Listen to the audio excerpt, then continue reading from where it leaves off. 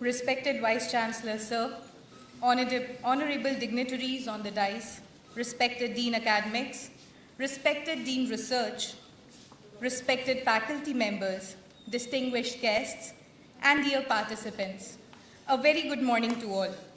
I, on behalf of Center for Advanced Studies in Human Rights and Center for Advanced Studies in Labour Welfare, in collaboration with Department of Law, Punjabi University, Patiala, welcome you all to the International Conference on Expanding Horizons of Human Rights, Fundamental Freedoms, and Fundamental Rights in the Age of Globalization.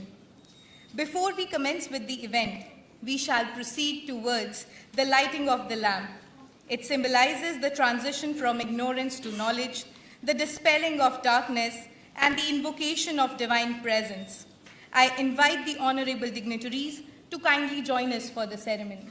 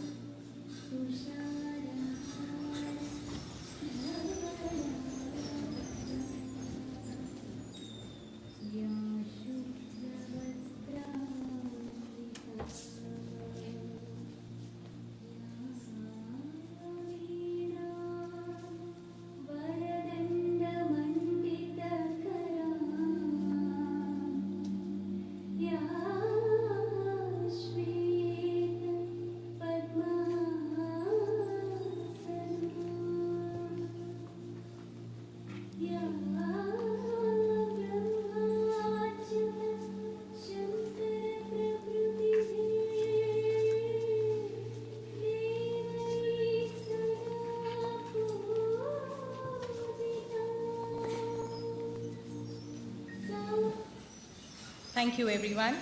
I request our Honorable Vice-Chancellor, Professor Dr. Jai Shankar Singh, to felicitate our honored guest with a token of gratitude and respect, I request, sir, to kindly honor Honorable Mr. Justice Sanjay Karol, Judge, Supreme Court of India.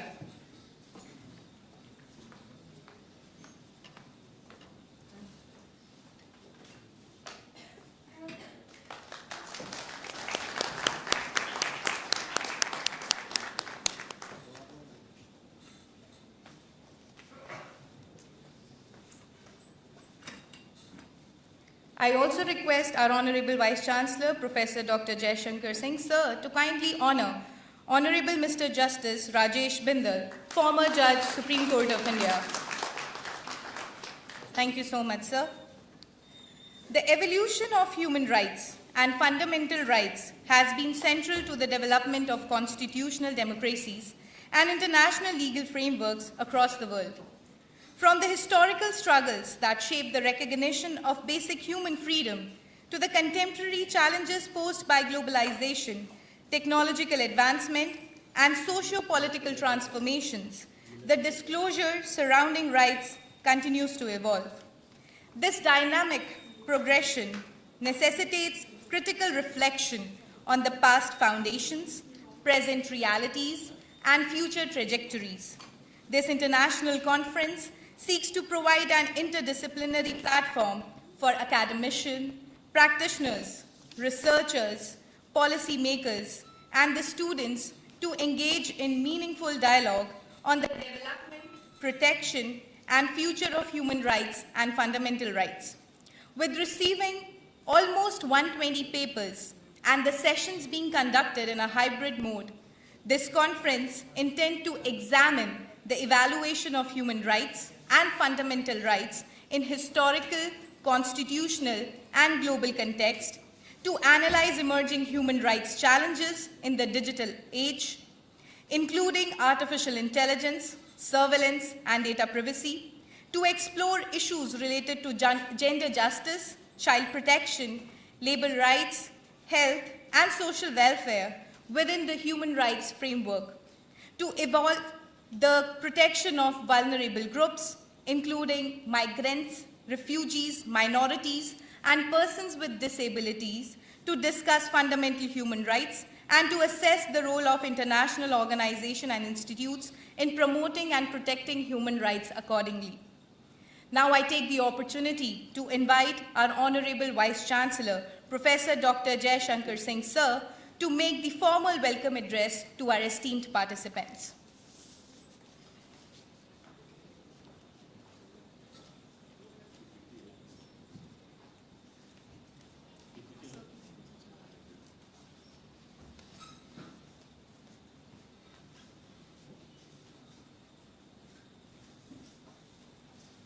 I request our Honorable Vice Chancellor, sir, to make the formal welcome address to our esteemed participants.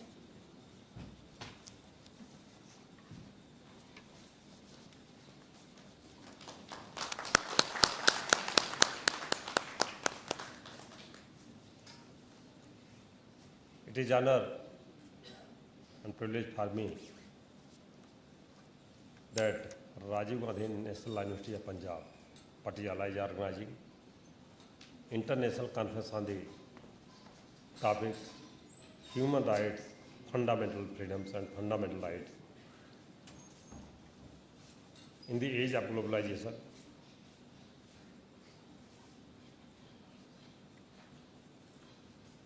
The topic is very topical, expanding horizons of human rights, fundamental freedoms and fundamental rights in the age of globalization. In this conference, I welcome Professor Honorable Justice Sanjay Karol, Judge Supreme Court of India, Honorable Justice Rajesh Bindal, Judge Supreme Court of India. I respect them, I honor them, they are judges, but they are actually saints, ये संत लोग हैं.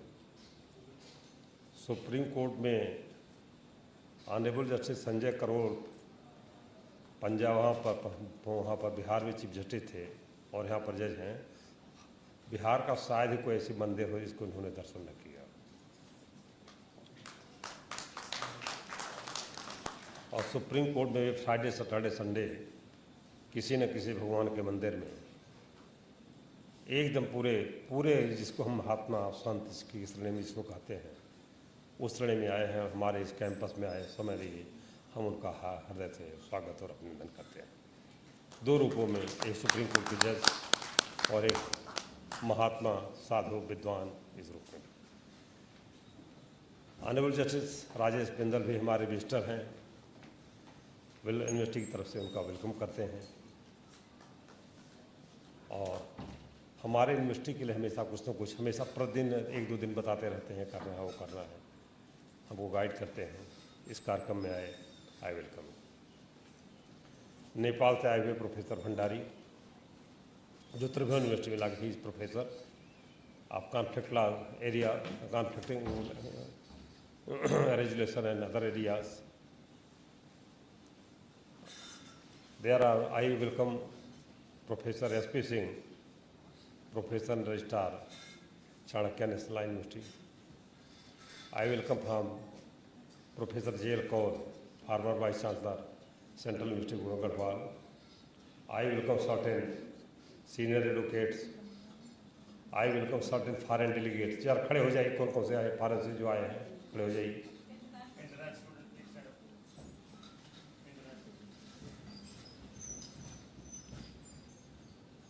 बैठ जाइए।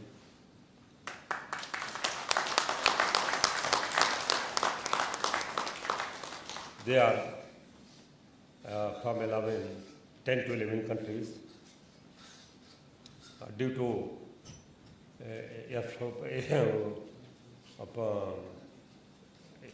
problem at international level, we could not invite other participants. They were agreed, but they did not come. This is very important topic because it is related to our thoughts and our liberty of every person. The term, it is very difficult to, first we should know what are natural rights. There are 5 essential elements of natural rights. First, they are given by nature. Second, they are unwritten rights. Third, they are universal, पूरी दुनिया में है, हर आदमी जन्म लेता है, मरता है, बढ़ता है, इट इज यूनिवर्सल। सूर्य हर जगह उदय होता है, हर जगह अस्त होता है। This is universal rule of nature. They are absolute, कोई एक्सेप्शन नहीं है। दुनिया में हर आदमी जो कहीं भी पैदा होगा उसका डेथ होना निश्चित है। भगवान नाम और भगवान कृष्ण, ईसा मसीह या मोहम्मद साहब जो भी आए दुनिया में, जो भी आते हैं, जिनका बर्थ होता है उनका डेवलपमेंट और डेथ होना निश्चित है। These are universal rule of nature. सूर्य हर जगह उदय हो, सूर्य उदय अस्त नहीं होता, क्यों लगता है कि उदय हो गया, अस्त हो गया। संडे और त्योहारों पर कुछ छुट्टियां हो जाती हैं, लेकिन सूर्य की कोई छुट्टी नहीं होती है, वो पर डे टाइम से उदय होता है, because it is universal rule of nature. It is absolute, इसका कोई एक्सेप्शन नहीं, इस पर कोई रेस्ट्रिक्शन नहीं है। They are universal. कोई भी दुनिया के सारी आदमी मिल करके अगर चाहे तो एटम बम चलाकर 1 सेकंड में भी पूरी दुनिया को मार सकते हैं, लेकिन पूरी दुनिया की आर्मियों, सारी पार्लियामेंट मिल करके भी एक व्यक्ति के डेथ को रोक नहीं सकते हैं। सारी दुनिया अगर लग जाए कि एक आदमी के डेथ को, चाहे जितनी बड़ी मिलिट्री हो, चाहे जितनी बड़ी वर्ल्ड की पार्लियामेंट हो, चाहे जितनी बड़ी सुप्रीम कोर्ट के जजेज हो, तो वर्ल्ड के मिल जाए और एक आदमी के भी ख़त्म तो कर सकते हैं, लेकिन एक आदमी के भी डेथ को रोक नहीं सकते, क्योंकि दे आर एब्सोल्यूट, उस पर का कोई एक्सेप्शन नहीं। Next, they are given to each and every individuals separately. जिसको बोलने का अधिकार, सोने का अधिकार, सांस लेने का अधिकार दिया गया है, हम दूसरे को ट्रांसफर नहीं कर सकते। और सबसे बड़ा राइट है, nature does not impose any restriction on the exercise of this rights. Nature in right पर कोई रिस्ट्रिक्शन नहीं लगाती। चाहे जितने उनके आम चोरी कर लीजिए, नदियों से चाहे जितना पानी निकाल लीजिए, चाहे जितना उनका फड़ काट लाइए, 20 साल की लड़की 15 साल के लड़के शादी कर ले, 55 साल की लड़की 20 साल के लड़के शादी कर ले, 20 साल की महिला 55 साल के साथ, नेचर कोई रोक नहीं लगाती। Nature does not impose any restriction of this rights. They are second है fundamental rights, human rights. and fundamental freedoms. They are given in the Charter of the United Nations. They are written rights. They are maybe divided into categories: individual rights and collective rights. Nature does not give any collective rights. Hindu हैं, मुस्लिम हैं, Christian हैं, तिवारी जी हैं, ब्राह्मण जी हैं, वैश्य जी हैं, nature इस तरह का कोई ठप्पल नहीं लगाती. They may be divided into individual rights and collective rights, and Charter imposes number of restrictions on the exercise of these rights. Charter पर तमाम restrictions लगे गए, बनाए गए. Next है fundamental rights. The term fundamental rights first time used in the Motilal Nehru Committee report 1927. और हमारे संविधान में फंडामेंटल राइट्स दिए गए. Fundamental right means those rights which can not be changed. Motilal Nehru committee ने ब्रिटिश पार्लियामेंट के सामने रखा, these are our parliament basic right, fundamental rights, and British parliament has no power to change these rights. और उसी को हमने reform करके different way में अपने कॉन्स्टिट्यूशन में अडॉप्ट कर लिया. तो we have talks about fundamental right means those rights which can not be changed. They are written rights. Fundamental rights may be divided into three categories: individual rights, collective rights, and social reformatory rights. हम individual rights भी देते हैं, collective rights, freedom of religion, freedom of minority, they are good rights. There are social reformatory rights, right to abolition of untouchability. So Indian Constitution provides three kinds of rights, and the most important thing is the Constitution of India imposes a number of restrictions on the exercise of these fundamental rights. These are basic concepts of fundamental rights: natural rights, human rights, fundamental freedoms, and fundamental rights. If we come to the historical background, the term human right was first time used by Roosevelt in 1930. And in 1941, in Atlantic Declaration and other declarations, the term human right and fundamental right were used. However, the Charter of the United Nations first time used the term human right and fundamental freedoms. In a preamble, Article 1, Article 13, Article 55, Article 66, Article 62, Article 68, and Article 76. 7 times, Charter of the United Nations uses the term human rights and fundamental freedoms. Later on, the Universal Declaration of Human Rights was adopted by the General Assembly in 1948. Later on, 2 conventions were adopted: International Covenant on Civil and Political Rights 1966 and International Covenant on Economic, Social and Cultural Rights 1966. And a number of resolutions, declarations and conventions, the General Assembly and Security Council have used the term human rights and fundamental freedoms. In India, ancient India, we have the concept of humanity, duties. Buddha, Ashok, they talks about our dharma, the term talks about humanity. It includes fundamental duties also. हम humanity की बात करते हैं, हमारा इतिहास talks about humanity, not talks about rights. In 1857, India first time declared war for Indian Independence War of Independence. After that, there are three important events of that war. First, that was the Government of India Act 1958 was passed. And there are 3 consequences of this act. First time, there was end of East India Company rule.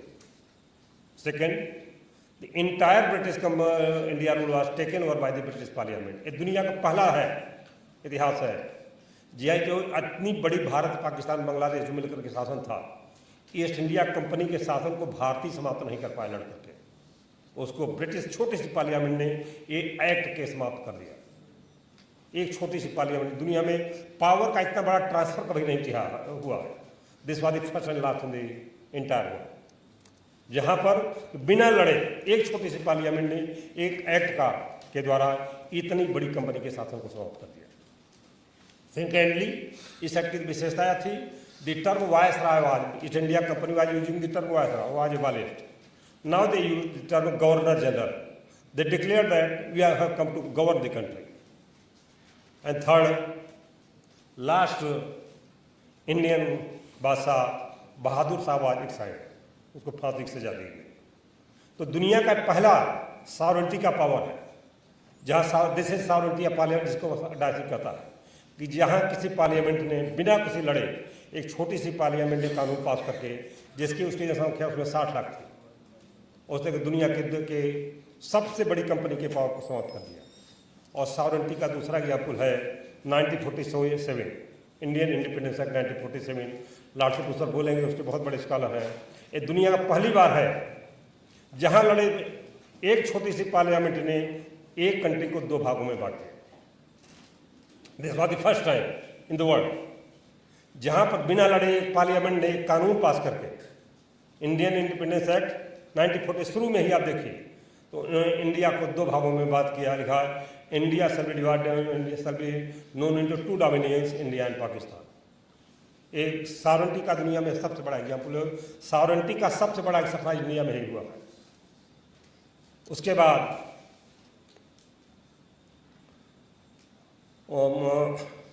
Lokmanya Tilak ने पहली बार घोषित किया 1916 में कि Swaraj is my birth right, लिखित रूप में, मौखिक रूप में। जब 1916 में उन्होंने कहा होम रूल आंदोलन में कि Swaraj is my birth right, Swaraj हमारा जन्मसिद्ध अधिकार है, इसको हम लेकर के रहेंगे। 1927 में मोतीलाल नेहरू कमेटी ने पहली बार रिटेन फॉर्म में कहा कि these are our fundamental right. The term fundamental right was used first time in Motilal Nehru committee report 1937। In 1930, Indian National Congress at Karachi adopted a complete independence, Purna Swaraj, यह हमारा पूर्ण अधिकार है। And 26 January shall be as independence day for all over the country. 26 अगस्त जनवरी को पूरे देश में स्वतंत्रता का दिवस मनाएंगे। 1931 में मद्रास कांग्रेस ने एक रेजोल्यूशन पास किया, फर्स्ट टाइम, उसका टाइटल था फंडामेंटल राइट इकोनॉमिक प्रोग्राम। उसमें 20 राइट थे, उस पर कोई रिस्ट्रिक्शंस नहीं थे। लेकिन गवर्नमेंट ऑफ इंडिया एक्ट 1935 ने मोतीलाल नेहरू कमेटी और कांग्रेस के रेजोल्यूशन को रिजेक्ट कर दिया। 1942 में गांधी ने डिक्लेयर किया कि अंग्रेजों भारत छोड़ो, quit India movement was started. पहली बार कहा गया आपको भारत छोड़ना पड़ेगा। और 1947 में सप्रू कमेटी ने जितने भी चीज़ें पुरानी थी उसको 2 भागों में बांट दिया, fundamental right and directive principles of state policy. और उसी को थोड़ा सा एडाप्ट करके हमने कॉन्स्टिट्यूशन में 3 चैप्टर में preamble, fundamental right and directive principles of state policy में एडाप्ट कर दिया। अगर दुनिया के कॉन्स्टिट्यूशन को देखें तो वर्ल्ड के बाद जितने भी कॉन्स्टिट्यूशन एडाप्ट किए गए हैं, आप श्रीलंका का कॉन्स्टिट्यूशन देखिए, पाकिस्तान का कॉन्स्टिट्यूशन देखिए, चाइना का कॉन्स्टिट्यूशन देखिए, रसिया का कॉन्स्टिट्यूशन देखिए, थर्ड वर्ल्ड कंट्रीज कॉन्स्टिट्यूशन देखिए, तो जितने भी देश हैं उन्होंने टर्म फंडामेंटल राइट्स को अडॉप्ट किया है। बहुत किसी भी देश ने ह्यूमन राइट शब्द को नहीं अडॉप्ट किया है। तो now we are leader, we are not follower. In 1978 Maneka Gandhi union of India AIR 1978 supreme court page number 597, supreme court ने पहली बार universal declaration of human rights और इंटरनेशनल को पोलिटिकल राइट को इंटरप्रेट किया। और the term human rights was elaborately adopted by honourable justice PM Bhagwati. In next judgment, M.H. Haskart of the state of Maharashtra, AIR 1978 Supreme Court, page number 1468. In this case, the Supreme Court first time adopted Universal Declaration of Human Rights 1948, International Covenant of Civil and Political Rights 1968, and European Convention of Human Rights was first time adopted, and the term human right was used. One important judgment I want to refer, Husanara Khatun first versus State of Bihar, AIR 1979 Supreme Court 1360।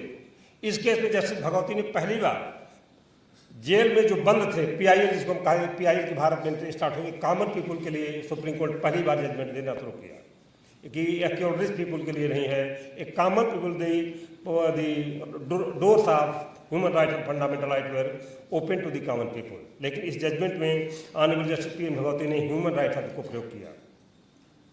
There is another case जालीजार रोड bank of Cochin. इस केस में 1980 justice Krishna Iyer ने again use the term human right not fundamental right. There is one another important case रूजल टावर state of Bihar 1983 supreme court. इस जज में जस्टिस डी वाई चंद्रचूड़ के 3 जज बेंच ने पहली बार वर्ल्ड में ह्यूमन राइट्स के और फंडामेंटल राइट्स के लिए कंपेंसेशन दिए गए। वर्ल्ड का पहला जजमेंट है जो है जहाँ पर कि ह्यूमन राइट और फंडामेंटल राइट वायलेशन के लिए सुप्रीम कोर्ट ने जजों ने कंपेंसेशन दिया। इन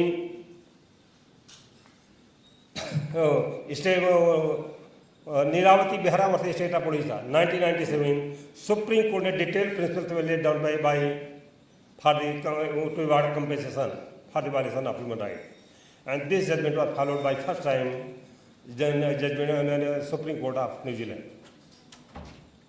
उसके बाद जितने भी जजमेंट्स आए हैं उसमें सुप्रीम कोर्ट ने ह्यूमन राइट शब्द को फंडामेंटल राइट को छोड़ दिया है और हम ह्यूमन राइट शब्द को प्रयोग कर रहे हैं। ये हमारे लिए सोचने की बात है कि हम तो लड़ाई फंडामेंटल राइट की लड़ रहे थे। दुनिया के सारे देशों ने मैक्सिमम अपने संविधानों ने हमारे पास फंडामेंटल राइट का प्रयोग कर दिया है और हम बड़े गर्व से इंटरनेशनल ह्यूमन राइट डे 10 दिसंबर को मनाते हैं। हमें कभी नहीं मनाते हैं कि हमको फंडामेंटल राइट कब अडॉप्ट किया गया। ये हमारे सोचने की बात है कि हमारे हमको कॉन्स्टिट्यूशन में फंडामेंटल राइट बहुत ही इंपॉर्टेंट है। जो universal declaration of human right दिया है वो इंपॉर्टेंट है। और केशवानंद भारती के केस में जो जजमेंट दिया गया 13 जजमेंट्स के द्वारा Kesavananda Bharati versus state of Kerala AIR 1973 Supreme court page number 1461 30 judgements का वर्ल्ड का हिस्टोरिक जजमेंट। पहली बार वर्ल्ड में वर्ल्ड का पहला सुप्रीम कोर्ट है where constitutional amendment was declared unconstitutional. America किसी भी वर्ल्ड के किसी कंट्री ने लॉ को तो अनकॉन्स्टिट्यूशनल डिक्लेयर किया था। This was the first case where constitutional amendment was declared unconstitutional. Later on in a number of cases the Supreme Court of India has declared constitutional amendment unconstitutional। अभी भी American supreme court ने और British और European supreme court ने law को तो unconstitutional declare किया है। They have not declare any constitutional amendment and unconstitutional। Following the judgment of Keshwanan Bharti case, Pakistan Supreme Court was the first case country where 16 judgments was formulated and it adopted the principle of basic structure। उन्होंने कहा कि अब military का power नहीं होगा। 2000 उसके बाद पाकिस्तान में चाहे जितनी प्रॉब्लम आ रही हो, पहले क्या होता था इलेक्टेड गवर्नमेंट आ जाती थे फिर मिलिट्री उनको हटा देती थी फिर इलेक्टेड गवर्नमेंट आती थी। लेकिन 2000 के बाद चाहे जितनी प्रॉब्लम्स हो उनकी हम इलेक्ट्रिक पावर में नहीं आ रही।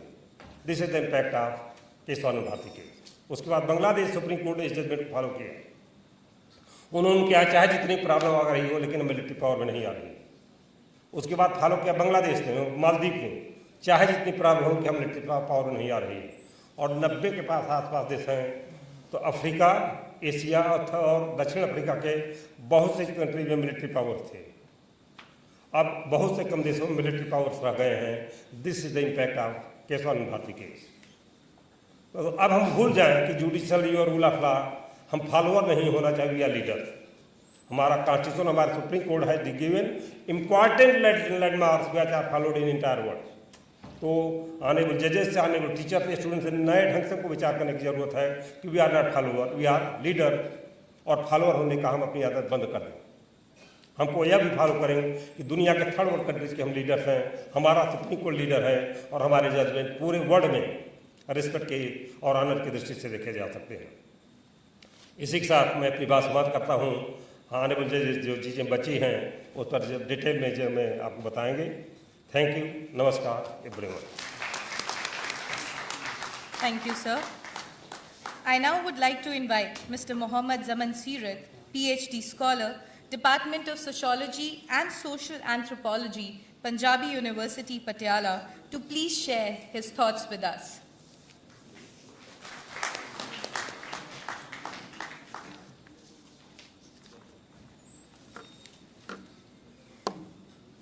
Hello everyone, good morning. So I'm so happy to be here and thank you for having me. This is a good opportunity for us to have interaction with you and talking something about the human rights and also fundamental freedoms and about the rights in the context of my country. So I am coming from a country that there is little bit different than India and the other countries. Over there, when we're talking about the human rights or about the freedom or about the women rights, about all the rights, that's something that you are doing a crime. So this is completely different and completely completely different. But first about the human rights, as we know about the human rights, so this is universally and everybody believe on that values, that we need to respect those values and we need to know that's a common value for everybody and we need to follow that one. So that's so important for everybody and this is universally and every year we need to do, follow that values, like freedom of speech. So this is a value for everybody to follow that and to respect it. So the another part of the human rights, interdependence. So in the context of political and the context of economical and also in the context of social, so we have interconnections between all those rights that we are following and this is a value for all of us. But about the fundamental freedoms, so we have different fundamental freedoms. One of the important things is fundamental, the freedom of speech. We need to and we have to express our ideas, our values, our things that we want to share. So this completely so are rights for everybody to can use it. But unfortunately, nowadays, in the global era, we have some restriction on that one. So when you are talking about something, you need to verify that one. When you do a verifications, this is the kind of restrictions. So this is limited your freedom of speech. So this is a challenge and also this is a concern about the freedom of speech. So about the another freedom, freedom of belief and freedom of speech, freedom of religion. So in my country, over there, so mostly the people are Muslim. They're following Islam, but different sects.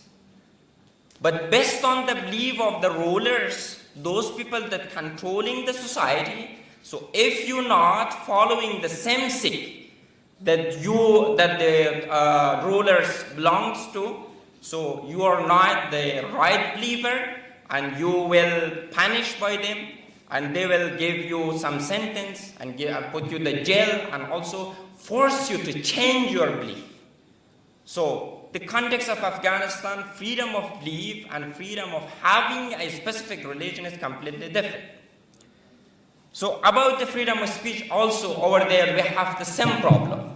So specifically about the women over there, so we have this problem that the woman even can appear on the media without a mask. When you're going to media and present something or reading something, you need to wear the mask and you need to wear the burqa. So over there, so we have a lot of restrictive rule against the women's rights, against the freedom of speech, against the human rights. So right to privacy, so this is another important fundamental freedoms for everybody. But unfortunately nowadays, in the digital era, we haven't that privacy that we need. So as a person, I have some privacy, I have some personal concern, so I don't want to share with anyone. But unfortunately, when you are connecting with the social media, with the digital, we haven't any privacy. They have those data. Whenever they want, they can use it. For example, so they have all my personal information, they have all my personal beliefs and values that I am following, and they can track even my location, even about my connection with anyone, with any organization. They can find that, and they have those information. So here, we see that this is a big concern about having a freedom of privacy. Unfortunately, nowadays in the global era and also in digital age, we have in such kind of privacy. But in this situation, based on the title, we have some opportunities in global era and also some challenges. So the opportunities that we have able to interconnect or connect with the different culture, with different values, with different beliefs. For example, I am from Afghanistan, from the different culture. Nowadays I am in India. So this kind of situation allow me to have a connection with the Indian culture, to learn new things about the Indian culture, about the Indian values, about something that I need in my life. It's also I need for the beneficial communications. So I learn a lot about the culture of India, about the culture of Punjab, about the culture of these people, and what they are following, so what's their belief, what's their value. So I respect them. So this is the opportunity that the globalization gave us to the people to have a connection with each other. But another opportunity that they gave us, to allow us to have advocacy with the different concern with different issues. Nowadays in Afghanistan, after the Taliban took the power, so the women completely removed from the society. They haven't any rights to go to school. Even they can go outside without a man, without a mahram. We call without a mahram or without a guy. So this is the basic right for everybody to go outside, to buy something, to have connection with someone. But in Afghanistan, they haven't. They haven't. But in digital era and also in global era, they gave us that ability, that opportunity to protest online and to ask the question why the situation is ongoing in Afghanistan against the women. So a lot of hashtag, lot of tweets, lot of posts, lot of reports published and shared and about the situation of Afghanistan, about the situation of women, about the situation of education system. So this is the opportunity that the global era gave to the human rights, gave to the freedom, fundamental freedoms. So about the technological advancement, also we have such kind of opportunity to promote the human rights, to promote the freedom of speech. Everybody have access to the social media and also to the technology. They can share whatever they want. This verified or unverified. This is no problem, but they can express their idea, their values. So this is so important for the human rights. This is so big opportunity. But about the challenges, so we have some economical inequalities. Like the country of Afghanistan, so they haven't any power for export, for doing and producing the new things. So this is a big challenge for them to have a beneficial connection with the different countries. So the other countries, they can import whatever they want. We don't know, but we are as a consumer, that's just we are consume the product, and we don't know about such kind of situation. So this is a big challenge, and this is a big issue for the human rights and for the freedom. And also about the cultural homogenizations. So nowadays, culture of my country is affected by the other country like the Western countries. So they are import their values, their beliefs to Afghanistan, and our people is just trying to buy and consume that. So this is a completely live example for everybody, and we can see it. So this is not just for country of mine. This is for all countries.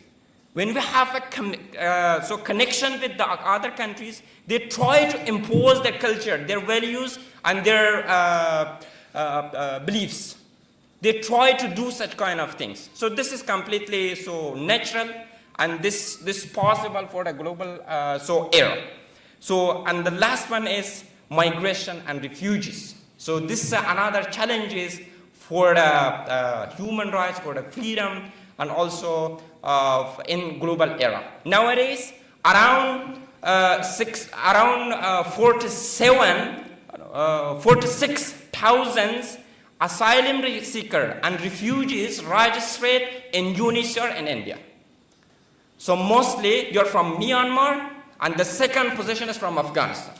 Those people, that their rights and their life is endangered in Afghanistan, and they displaced here, and now they're living in India as a refugee.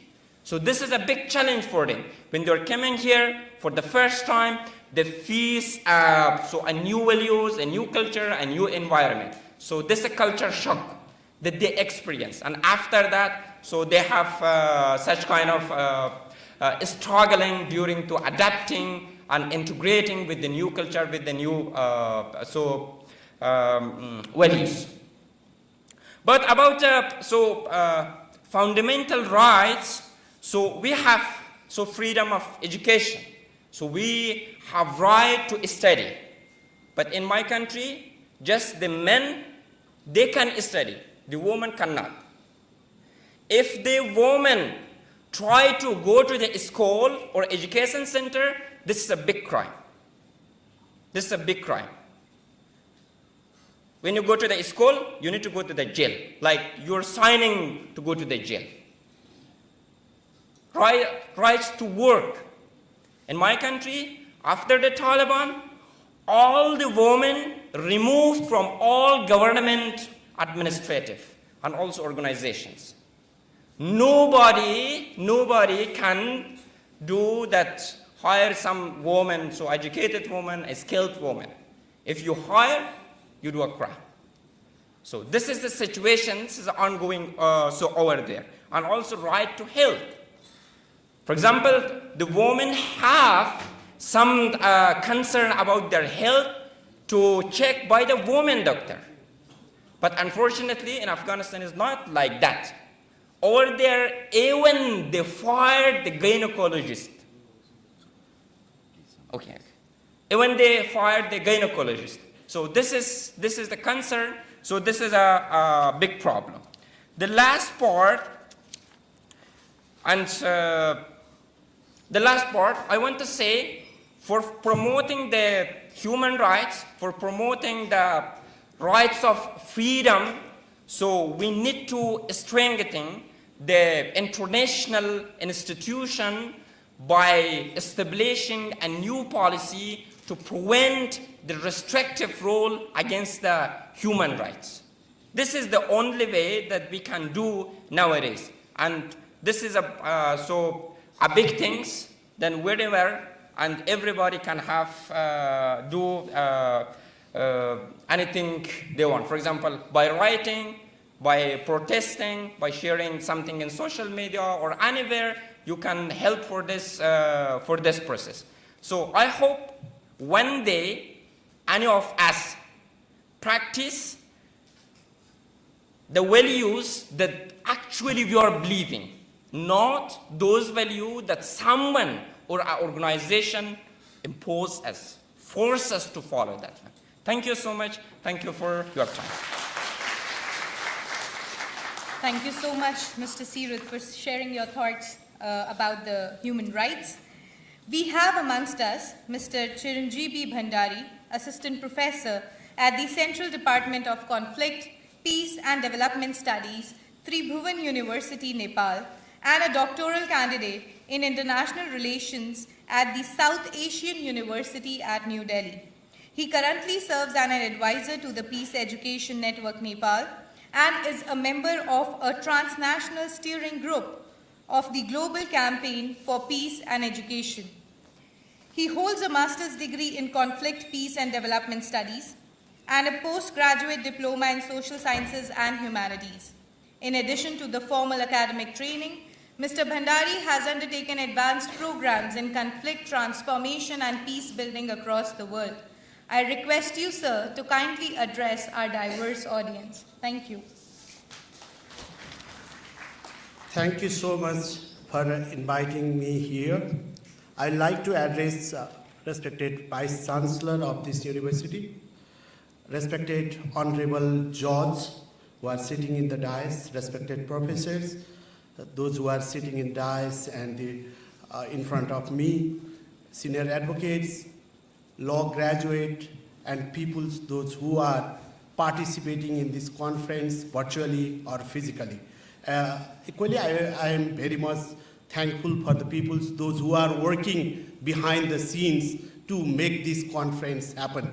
Generally, in academic conference, we talk about the academic people and the guests.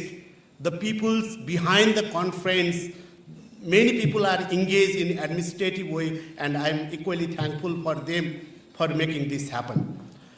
I'm not the very right candidate to talk about the legal paternity, but I'm working on the intersection of law, particularly human right and humanitarian law, international relations, and peace studies.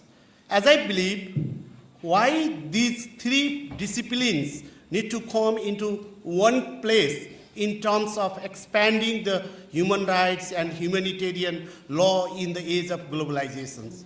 Particularly if we revisit the journey of international human rights journey, if we look the journey from 1948 onwards, when we talk about the human rights at the global level, and we started to institutionalize these fundamental values in our national instrument like constitutions and other laws, regulations, the scenario has been completely changed from 1948 to right now. If you look at the scenario of the 1948, during that times, the world was coming out of this very dreadful World War. And the aftermath of the Second World War, we started to discuss about the first generation of human rights. Gradually, what we did and what was the development in this area of the human rights. For example, we tried to advance the civil political rights. We started to advance the economic, social, cultural rights, which these rights are as valid as when it was defined in 1996, but the scenario is completely changed. When we were talking the human rights and humanitarian law in its inceptions, during that time we were talking the human rights and humanitarian law in the space of territorial domain, particularly the world, the unit of analysis, particularly the states were there, very effective. And we define the human rights beyond the boundary of the states. That's we call it as a universal rights or the universal jurisdiction of the human right. Now, if we look at the time period from 1990 onwards, the issue of the human rights, particularly these are not only the civil political rights, these are not only the protecting the minority rights, these are not only the protecting the people's fundamental rights based on the national instrument. Nowadays, we are much more affected through the various problems, like my previous speaker also briefly highlights the people's mobility, the advancement of the technology, and the ecological problem. For example, nowadays, I rarely hear the term ecological refugee. For example, we never talk about the climate refugee. We talk about the conflict or war-related refugee. We never talk about the environmental refugee. Environmental refugee, the protection of the rights of environmental refugee also one of the dominant area the law scholars need to focus on. I came from the Nepal. Nowadays, we need to talk the human rights issue in terms of real achievement of the human rights as well as the perceived sense of injustice in terms of achieving the human rights. Recently, all neighboring countries of the India, particularly Bangladesh, Sri Lanka, Nepal, all these countries gone through the severe civil disruptions. Severe civil disruption. I use the example of the civil unrest or the civil disruptions Sri Lanka experienced in 2022, Bangladesh experienced in 2023, and Nepal experienced it in 2025 as a Gen Z protest. What was this particular Gen Z protest? And the Gen Z protest to some extent was associated with fundamental rights of the peoples. They were raising the issue related to accountability, transparency, and the intergenerational justice to the young people. Those who were born during the period of 1995 to 1997 to 2012, considering themselves as a generational group. They defined them as a Gen Z group. And that Gen Z group was able to collapse the elected, legitimate government. So that we need to think human rights from the perspective of intergenerational justice point of view. Traditionally, what we are discussing, we are broadening or deepening the human rights issues only on sectoral, thematic areas. Now we need to expand this domain of human right in intergenerational field. For example, achieving something, perceiving or something really happening is completely different thing. But the perceived sense of injustice is more dangerous than the real injustice. So nowadays, as a human rights worker or the lawyer, those who are focusing to advance the human rights related issues or expanding the knowledge or the areas of human rights and humanitarian law, we need to equally work on the prevention, human rights violation related issues, particularly not only in the physical space. Digital space is one of the most problematic domain right now. So we need to bridge these silos of particularly focusing on one particular territorial space. The space has been shifted. The nature of the warfare has been shifted from land to sea to space to digital domain. So issue of the human right also migrated from land to sea to space to right now in digital space. So nowadays, we need to focus on protection, prevention, as well as we need to focus on the prevention, mitigations, as well as post incidents management, also recovery and relief as well. So that rather than looking the human rights issues or humanitarian law issue in the silo, we need to expand our horizon beyond the disciplinary boundaries, particularly of the law. We need to focus human rights and humanitarian issue in sociology, anthropology, economics, international relations, as well as we need to work with the people, those who are working in peace and conflict studies, so that we can expand the horizon of the human rights. Until and unless we are not able to break these silos, the scope of the human rights will be limited. So nowadays, university started to teach law in a multidisciplinary framework, which is very relevant, which can contribute to the society. Right now, I also very much delighted to listen from the dignitaries, those who are here. I would like to conclude my speech and wish you all the best for this international conference.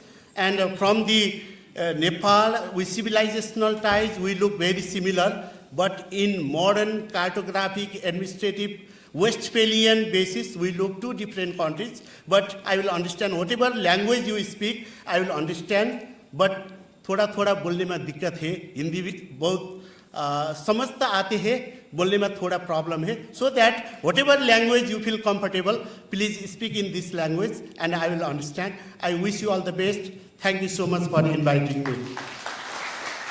Thank you so much, sir, for highlighting the human rights and international relation strategies that needs to be applied for the said purpose. It is our privilege to welcome Honorable Mr. Justice Rajesh Bindal. Justice Bindal's journey from the bar of the Punjab and Haryana High Court to the highest court of our land is a testament to his legal brilliance and tireless work ethics. Beyond the courtroom, Justice Bindal has been a pioneer in integrating technology with law. His work in drafting rules for electronic evidence and his leadership in committees on artificial intelligence and child rights are directly aligned with the core themes of our conference today. We are also deeply honored to have him as an alumnus of our parent community, having been conferred the LLD honoris causa by RGNUL Punjab. I request you, sir, to kindly enlighten us with your thoughts. Thank you, Ji. A very good morning to all present, my brothers, Justice Sanjay Karol, professor Jaishankar ji, vice chancellor, जिनको हम चलता फिरता encyclopedia कहते हैं. We have an association in Allahabad also, because when I was in Allahabad, he was the Dean of Law in Allahabad University, so I had heard him there also. So knowledge, I think, very difficult to compare. In this program, I have been called. Now I have admitted office, so there is no issue.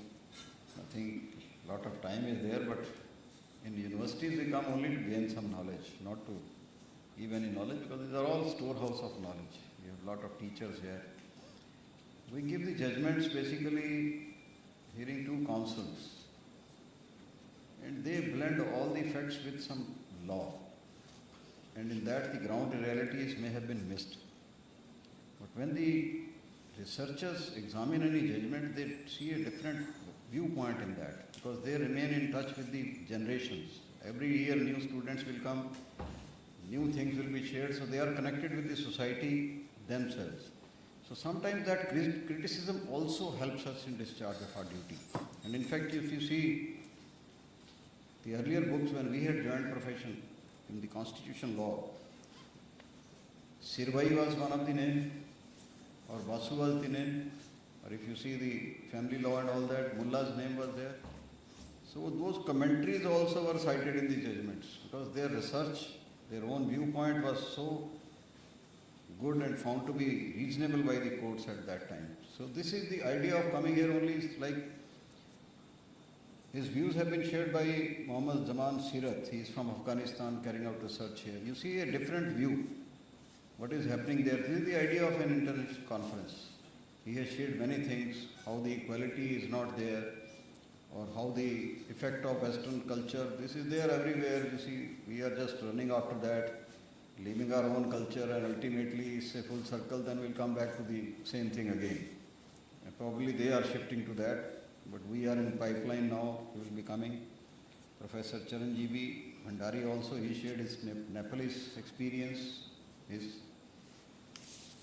research there. These are good things, I think everybody is set to gain only if come to this type of conferences. Now, many things, as Professor Jayashankar said, that if anything is left, then we have to say, because he had already shared a lot of things about what we had to share, but in any case, little I will also share. Expanding horizon of human rights conference is there. Human rights, basic human rights used to be, as he told, that what we breathe, there are many rights he has narrated that we can't give it to. Right to breathe, we can't give it to anyone. Dignity is also there, right to live, enjoy our life, these are there. Then he had also narrated that it started in 48, Universal Declaration of Human Rights. There were key provisions, many articles like about the rights. Article 1 said all human beings born free and equal in dignity and rights. Then Article 3 is important, right to life, liberty and security of a person. Article 5 in 48, the thought of all this. Prohibition of torture or cruel, inhuman, degrading treatment. Then Article 7 said equality before the law. 19, freedom of opinion and expression. Many have been taken by us in our constitution, we all know that. 25 is right to adequate standard of living, including food, clothing, housing, medical care. Then right to education, right? This was added later on because of the intervention of the Supreme Court, but these are there. Then came another. This was signed by our country immediately in 48 only.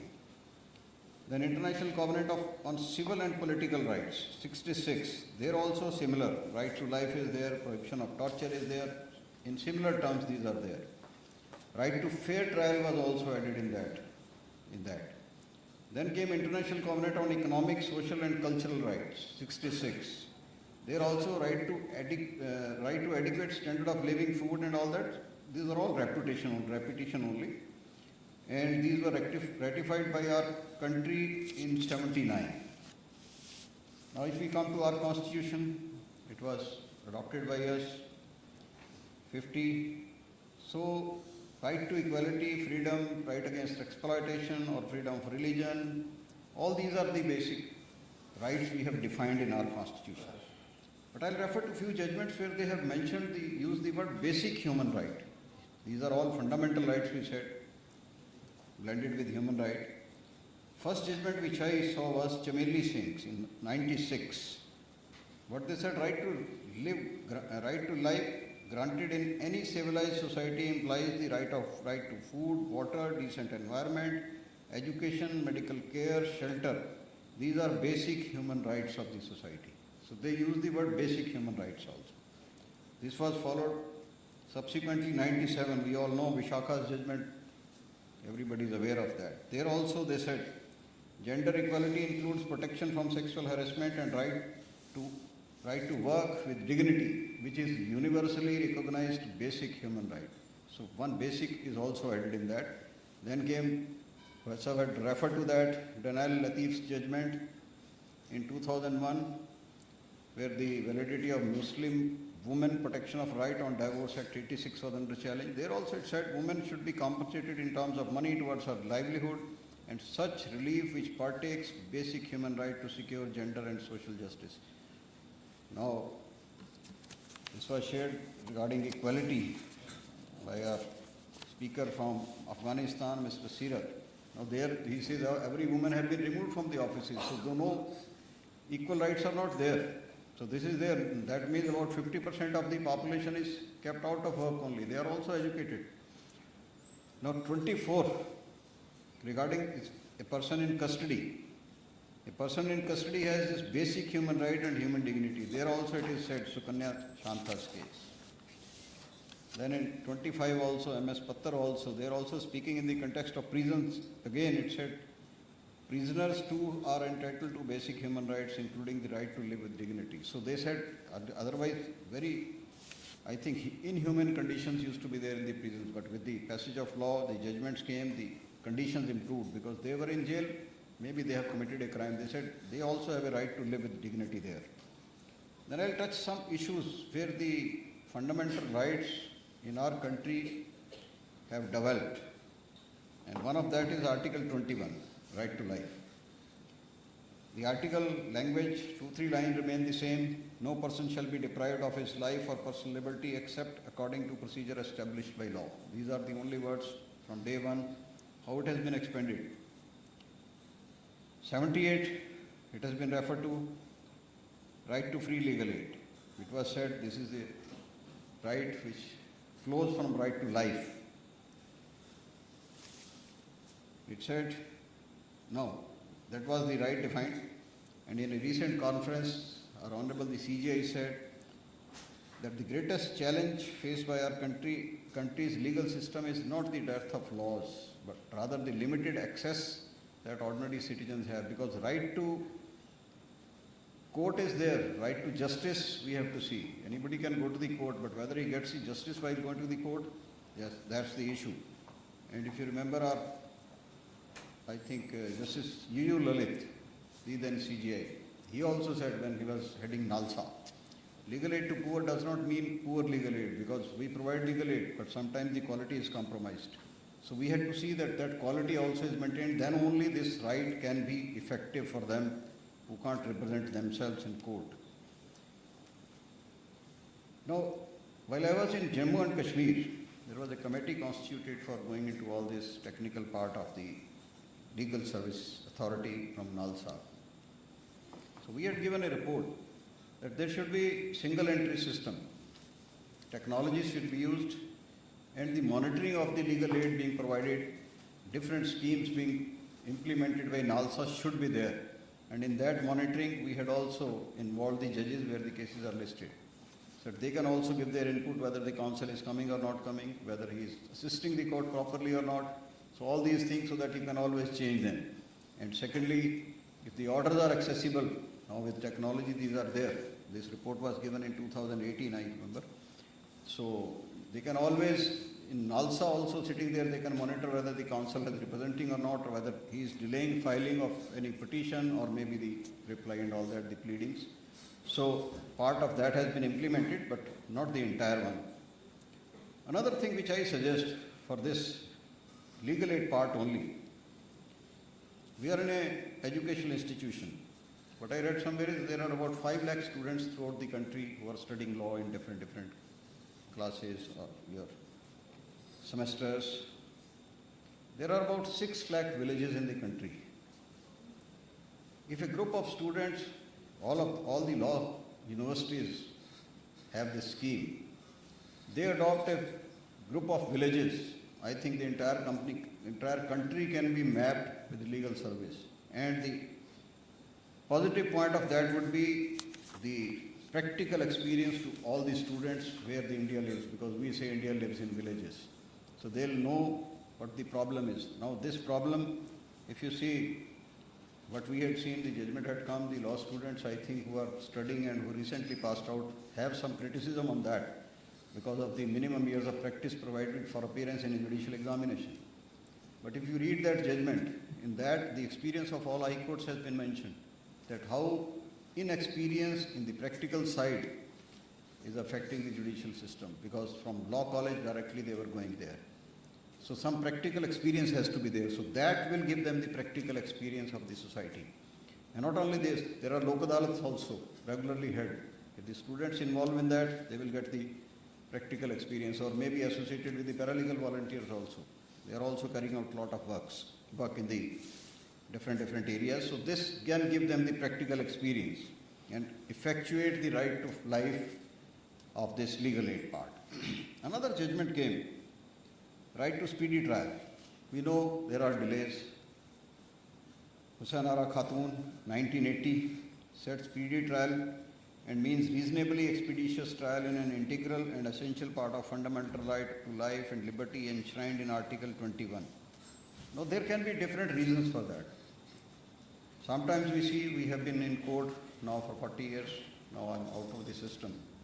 There are shortage of public prosecutors. The work is concentrated on the accused side also with few of the lawyers, so they can't come to each of the court. Now that affects the delay. Maybe you can say to some extent, maybe the judges are also short. So this is a collective problem of the system. That's why the trials are being delayed. And sometimes we also see that the accused, by filing application after application and then taking that to further higher courts, also tries to delay the trial. And this we have seen in many cases which come to our court in Prevention of Corruption Act cases. The argument is that the person is now 70 years of age, 75 years of age, the offence took place 30 years back. So naturally what you do to send him in jail, minimum punishment is though provided. But seeing the health and all that, maybe we had to exercise power under Article 142 in some cases. That why send this person, because somebody will have to be there in jail only to take care of his health. Maybe some burden on the jail only. So these are the issues. But another thing which recently I will just share, I think my brother must be sharing that, or should I share that your judgment 3 days back? That also has relation with that, because appeal is a continuation. I think you should share because you know in detail. I'll just touch, because there are some legal aid appeals. The accused, the convicts who can't be represented, so they are provided legal aid to file their appeals. On that, my brother has given a recent judgment, very elaborate judgment. I think he would share the details of that. So I will just touch that. But when I was in Calcutta,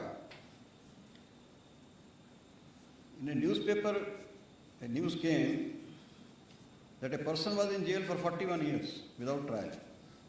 So immediately, I was heading the legal service authority in the state at that time. I sent a note to our chief there. The matter was taken on the judicial side as a PIL, and what transpired, he was a person in jail saying that he is not mentally stable, so trial can't be there. So for how long you keep such a person in jail? There are many such instances, but somebody has to see all this.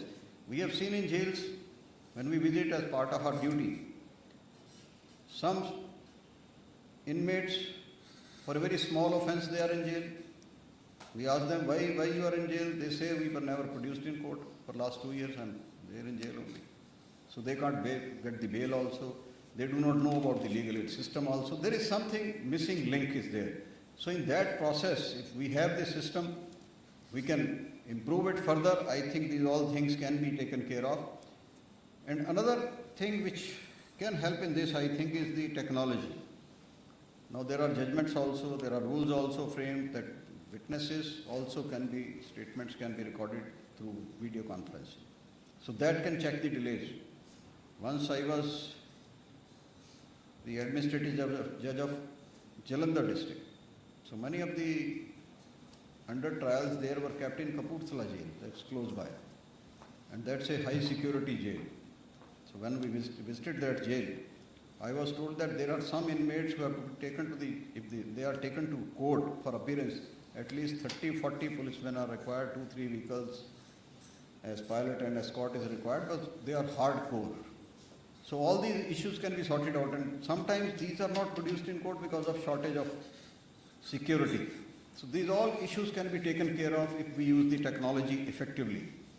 Now coming to the other side, this is also said the bail is a rule, not the jail. Now if you grant bail, this is the practical experience we have in court. If you grant bail, the trial will not proceed because the accused counsel, he will always seek adjournments and all that. And another thing, the criminal justice system has reformative also, but there is some deterrence part also is required in the society. That deterrence will go if the people in the public knows who has committed the offence, if some offence has been committed in light public gaze, basically in open. If the court grants him bail immediately, there is a 302 case. No, it's 103, I think, not 302. We are of that era only, so there is a challenge for the students now because they need to remember both the sections now. So if the court grants bail, they say the person committed the offence in open daylight and the court has granted him bail. So what is the deterrence? Everybody will feel that you commit any offence, you will come out immediately from the jail. So that deterrence part will go. And we also experience the fact that once the person is convicted, if he is granted bail, he is never ready to argue the appeal. Many times they get the direction from the Supreme Court also to the High Court that hear my appeal, then the counsel say I will only argue the bail application. So this is what is happening. There are a lot of practical issues, but still I think these things can be taken care of with the passage of time.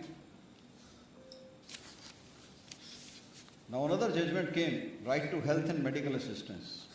It was a judgment of 89. The Supreme Court said if some accident takes place, everybody is to take care of the injured person.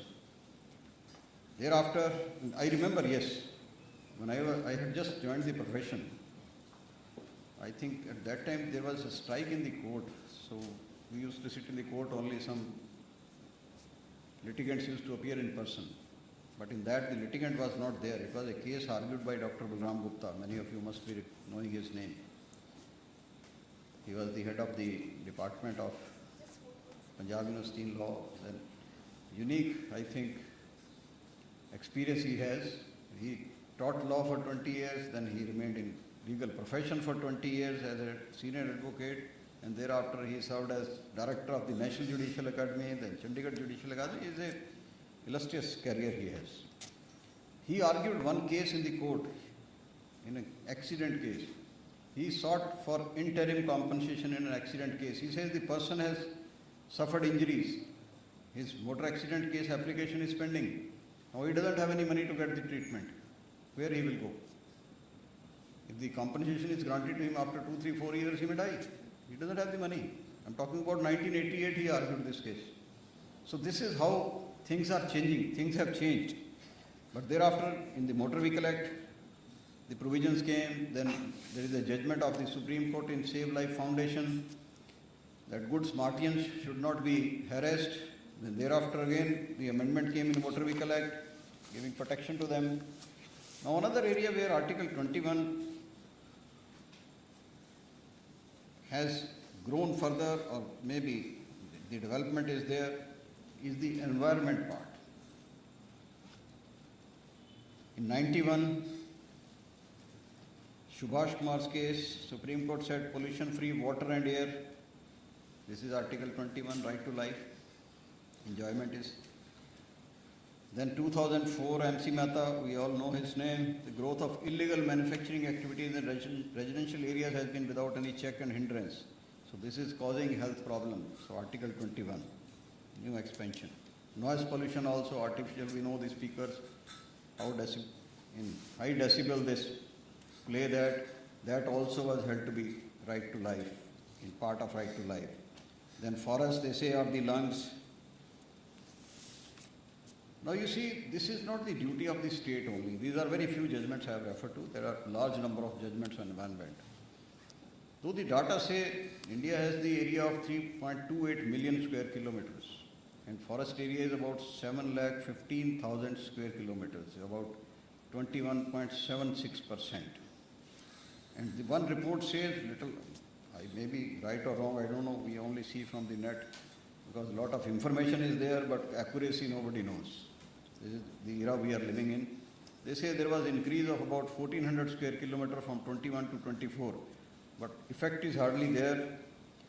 Now the issue also is coming because we are living in the area where environment and sustainable development, two challenges are coming now because population is increasing, you need lot of infrastructure also is required. So how to balance both these things? So issue came, if you develop anything, you use any forest areas, so you need to have compensatory plantation. Now in that also, recently I read a news from Arunachal Pradesh.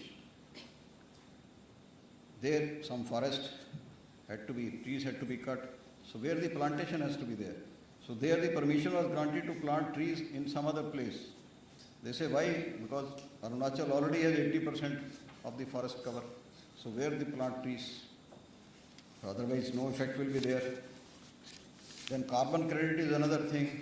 In that also these challenges were there. You create pollution here, you take carbon credit from a distance place.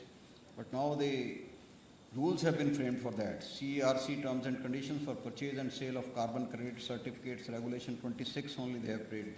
These will be traded on the power exchange now. So some regulation has come in, that's how you do it. Another thing, I just share that for environment, when I was in Jammu, heading the legal service, so we had gone in a school in a program. So how we need to involve the society, especially the students in all these issues. I just asked the students that you must be consuming some fruits in your house. Everybody said yes, whatever somebody can afford. I said you just take the seeds of that by going to the school and throw it in the forest somewhere. Maybe 10, 20, 30% will grow. Then I said, आपने आजकल के बच्चों ने देखी है कि नहीं, गुलेल जानते हैं क्या होती है? नहीं, आज के यंगस्टर्स को नहीं पता वो एक रबड़ की वो लगी होती है आगे से कुछ उसको पीछे से मारते हैं। आप उस पर देखेंगे गूगल बाबा सब बताएगा। So I said, you must be playing with that. They said yes, they were very encouraged. I said you take the seed, take the gulel and then throw it. It will reach at a place where the human can't reach to plant a tree. Maybe some will grow, maybe 10-20% have some fruits also, but in any case green cover will be there. So they were very happy and they were involved in that. At one place we had to do plantation because they all live in rural areas. So we said we'll plant trees there. The soil was very moist and when we used your khurpa and all that, so we were doing it with that only. But on the side they had planted, digging out all this with their hands only. Because they were living in that. There were a lot of insects in that, but they were not worried about that because they are living with this. Thereafter, another thing which we tried. Seed balls you must have heard. So we got from forest department seed balls prepared in lakhs. On the highway, somewhere we'll put a stall, we'll give it to the tourist in the car that wherever you want, you can just throw it in the forest, that's all. So maybe some may have grown, some may not have grown. So this is how we need to involve the public also in that. Like in Delhi also, brother knows he goes regularly. I had also gone there. On the birthdays of our judges also, we celebrate and we plant a tree on that day. In Chandigarh also there is a Smriti Van. They have earmarked a place where anybody can go any time for any of his occasion and plant a tree there. They will supply you the tree also. So this is how we need to encourage. In J&K only I will share that. In schools, in old schools you have a lot of land. Like in this university also there is a lot of land, I think. 25-30 acres land you have. So we said, who are the meritorious students? Just get a tree planted from them, boundary line or somewhere, and ask them to maintain that tree, put a name of the student on that. They will remain attached with that tree, maintain also. This is how you can grow the trees and maintain the forest. There are many things which can be there, but few of them which we experienced I am sharing. Now another thing which came with K.S. Puttaswamy's judgment, right to privacy. Judgment was given right to privacy, but the problem is where is the privacy now with the technology? We have taken the judgment, but we are giving our information, everything of our private life to anyone. Voluntarily also, involuntarily also, because the technology you are using, everything is in the hands of the people who are maintaining all this. Even your mobile phone is hearing whatever you are talking about. They can use it, they can extract it, whatever they say is all encrypted and all that is eyewash only. You can try it, you just speak anything in presence of a mobile, you start getting advertisement of that only. Leave aside searching any website. So this is what is happening. It's very dangerous instruments we are carrying. Your privacy is not there. They will give you the information about 1 year that where you had gone and complete data they will give at which place you had gone. So this is the kind of information they are collecting. So this privacy we are ourselves giving, the judgment we had taken. Now see the social media. We are ourselves uploading everything where we have gone, what we are doing, what we are eating, everything is there. Our photographs, and now see the deep fake. You upload a photograph, they can just with deep fake change any face and all that and circulate it. It's very difficult to explain anyone that you were there or not there. And fake photographs will look better than the original. This is the technology. So I think this is a very dangerous time if the technology is concerned. With AI and all that, it's more dangerous. We have started being dependent on that. These were some issues, some facets of human rights which I have discussed. There are many more. I think the law students can carry out research also on that how fundamental rights have developed in other countries, because many countries have fundamental rights. Let us see, this can be compared also. But one fact is there, the fundamental rights, in our constitution we have fundamental duties also in Article 151A. But if you take care of your fundamental duties, you are conscious about that, all rights will be taken care of. But problem is we are all running after the rights, forgetting the duties which we have to discharge. And another experience I share, I recently had gone to Yale Law School. The interaction was there with the students. There I met a Chinese student. She was doing research on the Chinese constitution and Indian constitution. This is what she told. I don't know whether she was doing or not. But after the session, in session also she asked few questions. I had a time in between. I said anybody can informally also will sit on the lunch time also. She asked a lot of questions about Indian constitution. The problem is now we have our guest. No, he is a student only, Mr. Sirat from Afghanistan. He is seeing the reality here and then comparing things. She had not come to India. She is carrying out research in US about Indian constitution. And she has a lot of misconception about the things from media. This is what is happening in your country. This is there. This is happening. So I had to clarify a lot of doubts. If somebody has to carry out research, it should come in that country only and see the reality, not the media only. So this is what I felt there.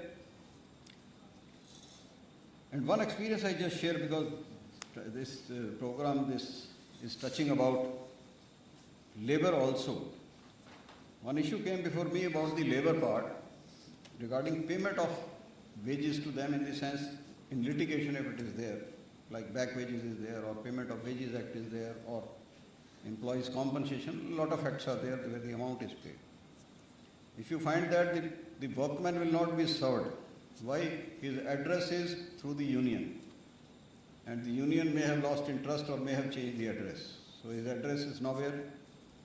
And secondly, what the lawyers told, because we were just trying to deal with that, they said, I said, how the payment is made? He said, we all have signed papers of the workmen, these union people. We just give them signed receipt, entire amount is given cash to them. So this is how the amount was being paid.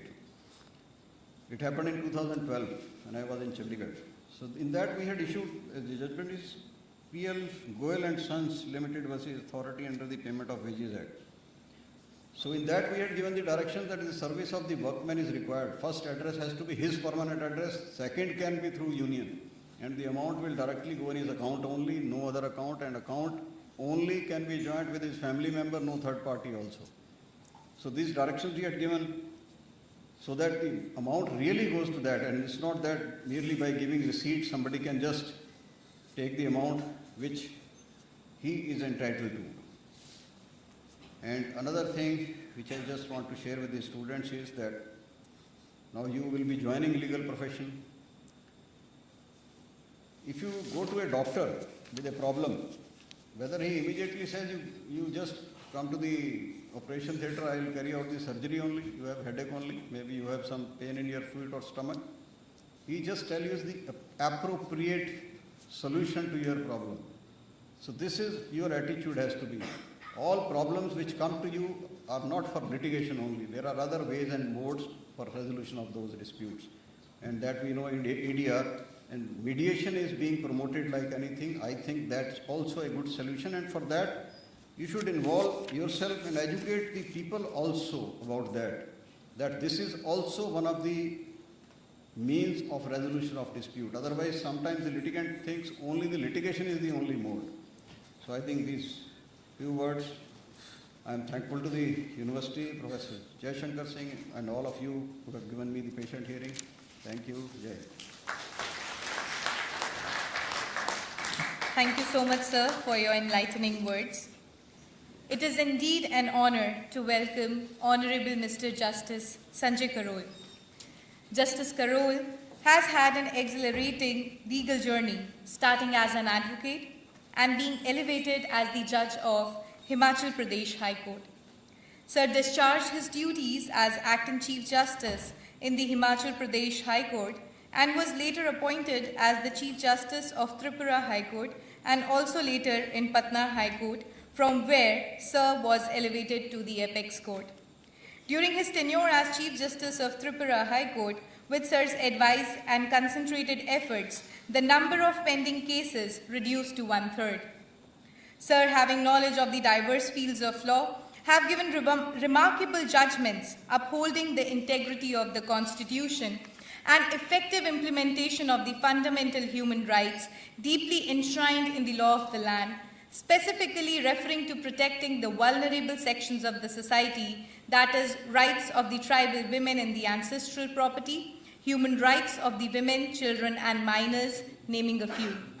His Lordship is widely respected for his constitutional vision, intellectual clarity, and commitment to strengthening the rule of law.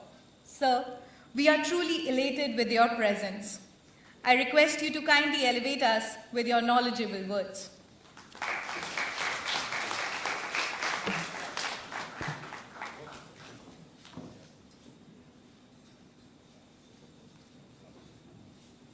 To begin with, my profound pranam to all the teachers who are in this hall. Ladies and gentlemen, especially the students who have come from abroad, a very good afternoon to all of you. When the respected Vice Chancellor asked me to come to Patiala and speak, interact with the students, I immediately expressed my willingness.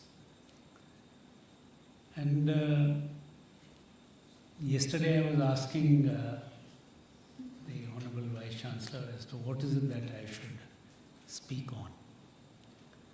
The topic is too wide. Everything under the sky can be spoken. So he told me that, and I had prepared a written script also. So he told me that, he calls me Sanjay. He says, Sanjay, you do nothing but just share your experiences. That's about all. And children, this is exactly what I'm going to do today. See, just as I was, I came by Shatabdi, Vande Bharat, sorry, from New Delhi to Patiala.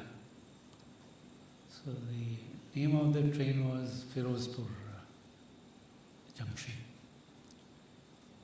So immediately one thought came to my mind was that I'm going to Punjab, I'm going to border area.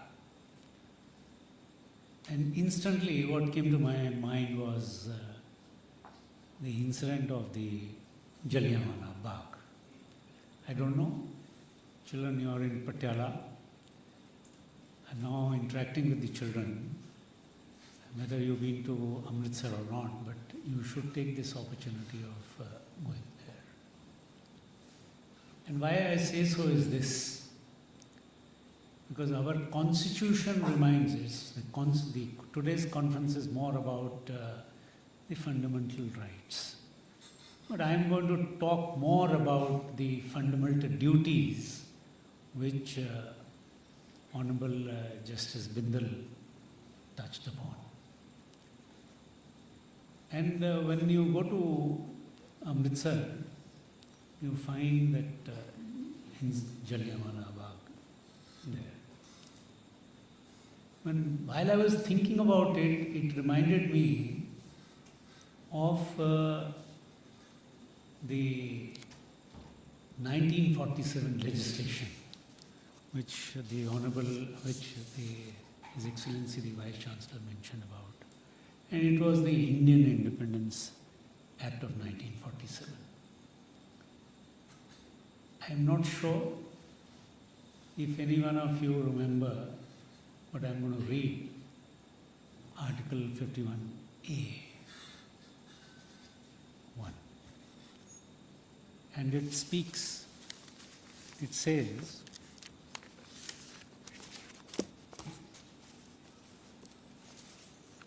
B, to cherish and follow the noble ideals and which inspired our national struggle for freedom. 1947, two nations were born. They were termed as dominions. 1950, India became a republic. 1956, the second nation became a republic. Now, if I were to compare the two, there were three coups in our neighborhood. India today only professes one religion, and that religion is the religion of Constitution and no other religion. And the reason, I ask myself, why? And it is only there in our Constitution. We the people is very, very important. So all of us, 140 crore people of this great nation, have worked together since 1950 onwards to make this Constitution live each moment, each day in our lives. Children, I must share this with you, that in the last 3 years that I've been in the Supreme Court, I visited almost every month. I visit one university and I interact with a lot of students. And the purpose is only one, which is there, and I must again invite my attention to the Constitution of India, and that is Article 51H, to build the scientific temper, humanism, and the spirit of inquiry and reform. So whosoever comes to do internship with me, I always tell them one thing, that always breathe the Constitution of India, live the Constitution of India, understand the Constitution of India, implement the Constitution of India, and not only inside your scope of professional area, but also all throughout, all 24/7, you have to do that. This brings me to one more thought. We have Article 51A, especially the students who have come from abroad. We have Article 51A in our Constitution. The gentleman from Afghanistan mentioned about it. Professor Rabir is there. He would talk about comparative constitutionalism. How many countries of the world today have a similar provision as is enshrined in Article 21A? And for the benefit and advantage of very many of us, including myself, to remind myself, I'll read it. And the state shall endeavor to promote international peace and security, maintain just and honorable relations between nations, foster respect for international law and treaty obligations in the dealings of organized people with one another. This immediately takes me to Article 19. 6 rights, freedoms are given there: thought, speech, assemble, inter alia. Today, we take pride in the fact that regardless of the faith, personal faith, belief, and religion, which a citizen of this India may be professing, he has a right in law to think, assemble, move, subject to certain limitations, of course. And he has a fundamental right to come forward and tell the court, or his liberty is there to profess whatever he desires to do within the territorial limits of this great nation. I will also say this, that why is it that the Indian democracy has been able to sustain itself after all? We are in the 76th year of closing by the Indian independence. And it is this only, that we are very, very close to our cultural ethos and values.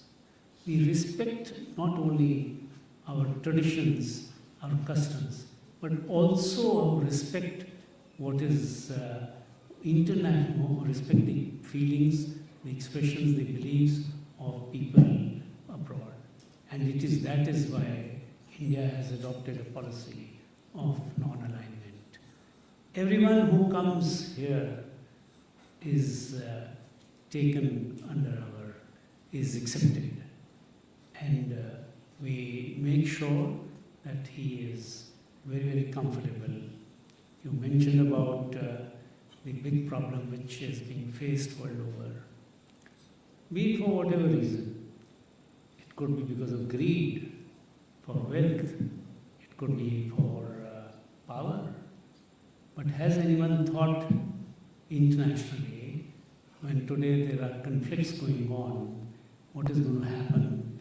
What is happening really to those young children, women especially, who are nowhere involved in this politics of what all is happening world over? Is it that the world, along with the shrinking of the world, our thought process has also shrunk? Our heart has also shrunk? Are these questions which we always ask ourselves? Professor Mahavir wanted me to speak about my experiences. I became an advocate general and thereafter a judge. The first state position with which I was confronted was when there were water crises in Simla. So what do we do? You know, most of you would have come to Simla. So immediately, because what came to my mind was that we had to pass certain orders and made sure that the water crisis were handled, because it immediately took back me to Article 21 and he implemented Article 21. The water crisis was taken care of. Another endeavor of ours was, I've just put it on the screen, if you can just watch the screen, the first slide. Mr. Om Christ, the first slide. And an endeavor was, we have a very learned professor who is now a governor, who was a governor there, and we undertook a campaign for afforestation. Now, afforestation is nothing but one of the fundamental duties. It is done day in and day out. Everyone does it. Mr. Bindal, Honorable Justice Bindal referred about it. Can you just take the photograph, please? And the other one.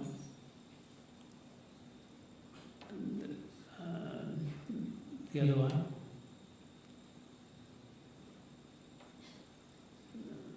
No, the earlier one.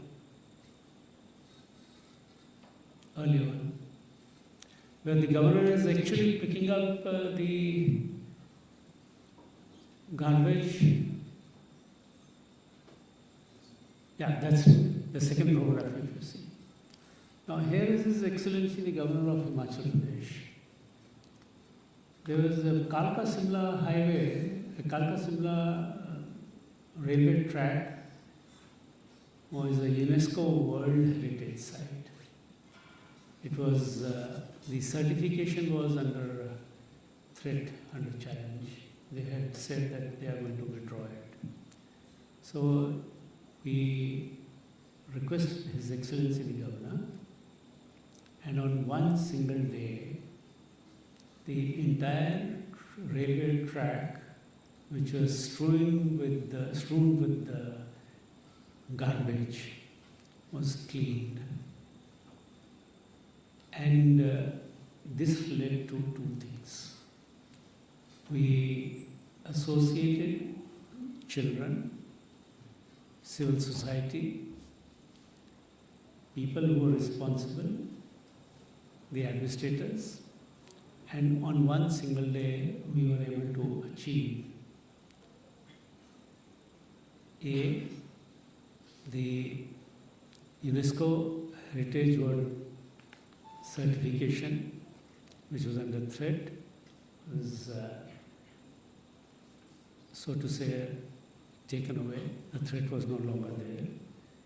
Two, each of the children and the civil society which was engaged was sensitized of the fundamental rights and the duties, be it Part 4 or Part 4A of the Constitution of India. Further, I travelled to Tripura. Honorable Justice Bindal mentioned about access to justice. Now, when we talk of access to justice, Article 39A, it's the duty of the state. That's what the article says. So we found that there was no infrastructure. Punjab is very, very fortunate. Haryana and Punjab are very, very fortunate that they have, it's a small state, you have a lot of wealth, you have a lot of money, and the infrastructure, especially this university, these sprawling lawns, the beautiful infrastructure which you have. But in the entire northeastern country, there's hardly any infrastructure.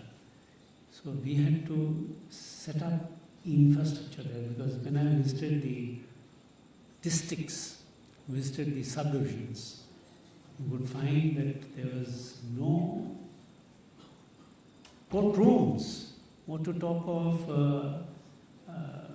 places where residences of the judicial officers. So first thing which we had to do was take up the matter with the government and have the infrastructure set up there.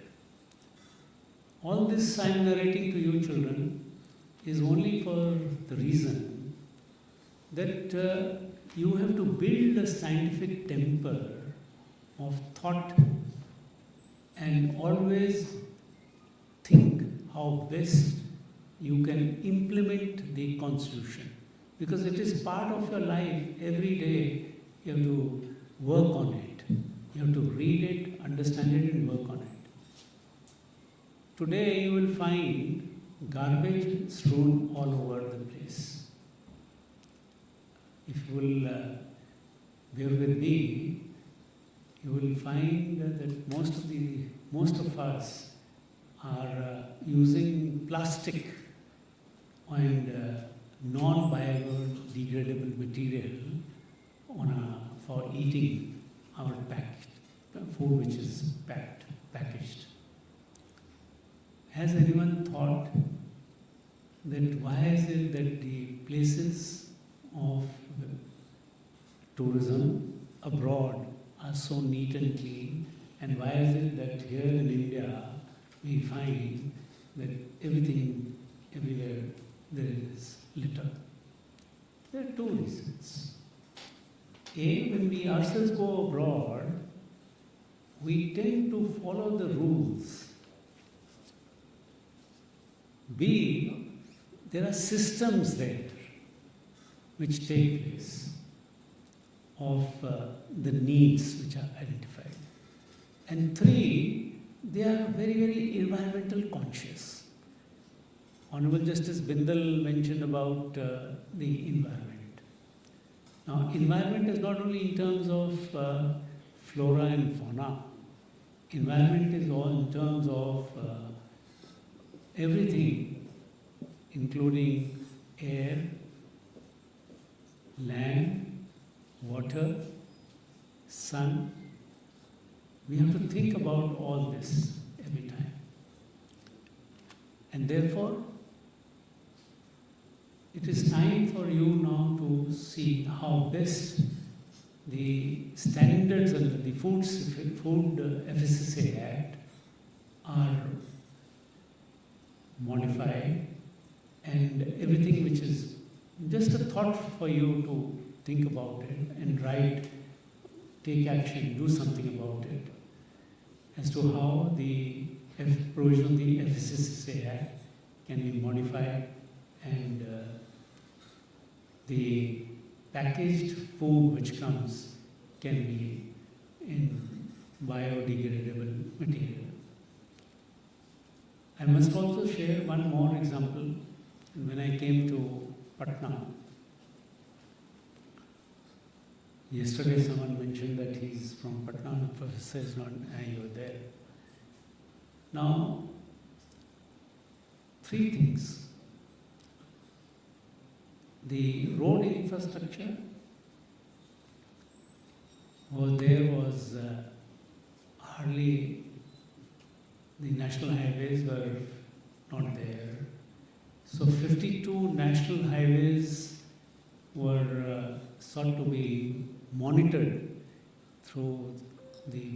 by the court, by Honorable PI. Now imagine that Bihar is 1/3 of India territory-wise, and 1/10 of India lives there.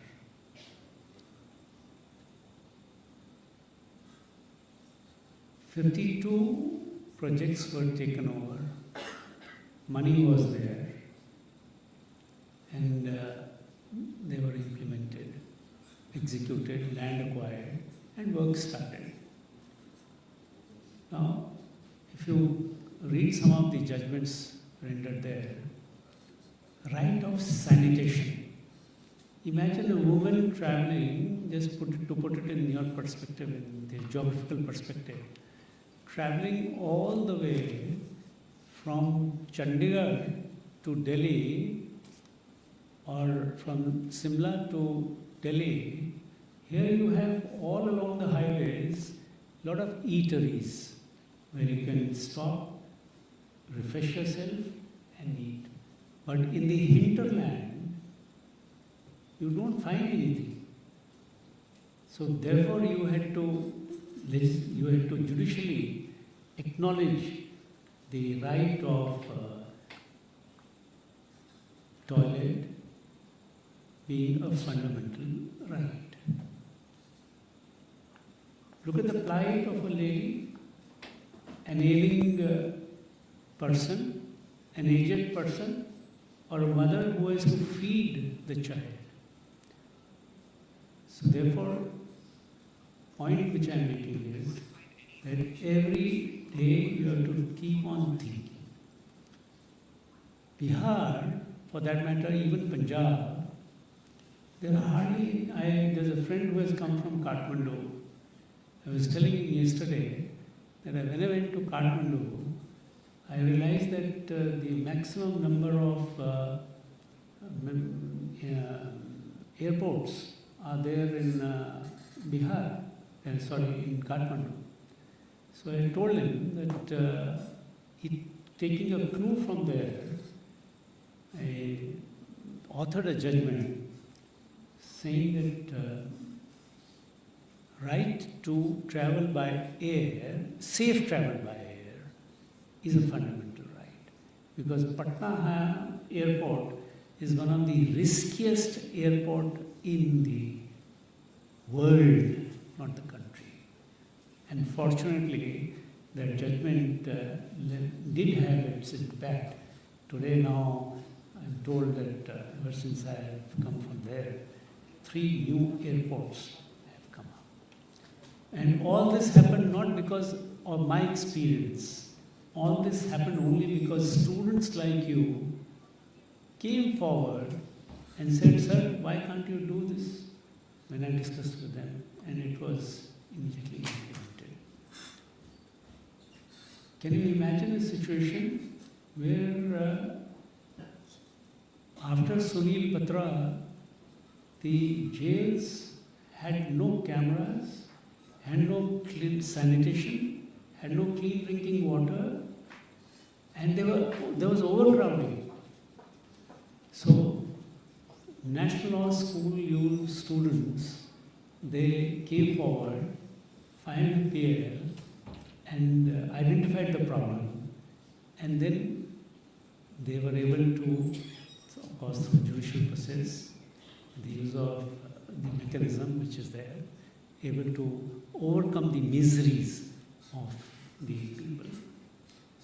I must also share this with you, children, that there is each state has sanctioned fund for the setting up of educational institutions or for the upliftment of the marginalized section of people. And these funds, especially from the marginalized section, do not lapse. So law students came forward, lawyers came forward and said, for last 5 years, the funds which are sanctioned for setting up of hostels, for setting up of schools, for setting up of colleges in the tribal areas have not been utilized. And it doesn't lapse, it is there. So all you had to do was, the students there were very, very alive to the issues of the people. Came forward, and when Honorable Justice Bindal mentioned access to justice, we were absolutely open about it. COVID came, I must also share this with you. When COVID came, 20th of March 2020, we were all shut down. And young students, one student of one college, I don't remember the name of the college, came forward and said that please, access to justice is the fundamental right of every citizen. Wrote a letter, and it immediately worked. 13th of May 2020, all courts, all judges in the High Court, 30 of them started sitting and through the use of technology, we were functioning online. And within 1 month thereafter, all courts in Bihar, I'm sure Honorable Justice Bindal would have had the same experience, when all courts were fully functional, so that people had, especially those who were the convicts or those who had violated the law, required immediate assistance, were rendered assistance. Now, all this was done only when the students, the teachers, the members of the bar were alive to the realities of life. And also, I must say this, that the closer you get to the people and get to know them, the more you read the Constitution and implement it every day. Today, I don't want to be philosophical. I don't want to repeat what is already laid down by jurists, authors in their testaments and judgments. I want to let you know that please be practical and functional about the working and the implementation of the Constitution of India. Live the Constitution, breathe the Constitution repeatedly. This is the third time that I've said. Live the Constitution every day. I will give you yet another example. That have you ever realized what is the difference between fear of law and respect for law? Why is it that when we go abroad, you go to Dubai, you go to a gold souk, there's not a guard there, not a single guard there. Our friend from Afghanistan just mentioned. And when you go to Europe, everyone follows the discipline.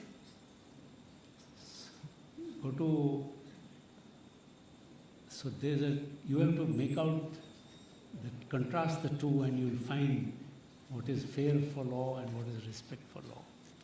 And it is this respect for law which has made the Indian Constitution live and work in itself till this date. We have never had a coup unlike our neighbor. We have not declared ourselves as a state of any religion except for the religion of the constitutionalism. And also, I must share this with you, that world over, it is the Indian Constitution now and the functioning and the working of the Indian system of democracy which is accepted and recognized, accepted, and repeatedly spoken of, despite the challenges which this great nation faces. Overpopulation is there. We are also the struggle for the labor. Honorable Justice Bindal mentioned about it, and especially in the unorganized sector. Day before yesterday, I was talking at a seminar about the labor laws, and there I mentioned specifically that women and children two areas where we need to focus on insofar as labor laws are concerned, because they are in the unorganized sector. I would also say this, that the Article 51A, which I have already referred to, on comparative constitution, Professor Raghuji, just it's a question of study. I don't think so, except for Japan or America, maybe some other country, has the very similar article as we have. And we respect for the international conventions, promote international peace, international security, and that is what our policy has been. I would stand to be educated on this issue. I would also say this, that Professor Saab, thank you very much for making me part of this great event. And I wish the children all the best. And I would request all the teachers here to make me part of their growing up with each passing day. My services would be available whenever you would want me to be there. I have not spoken about any one of the judgments of the Supreme Court, but I have only shared my experiences with you. I look forward for more interaction on different planes and different levels. Thank you very much, please. Thank you so much, sir, for embarking us to a thought-provoking journey. Now, I would like to request Dr. Shivasati Sharda, Faculty Coordinator of Placement Cell, along with Ms. Garima and Pragya, Student Coordinators of the Placement Cell, to initiate the release of the placement brochure. I also request the honorable dignitaries to kindly release the same.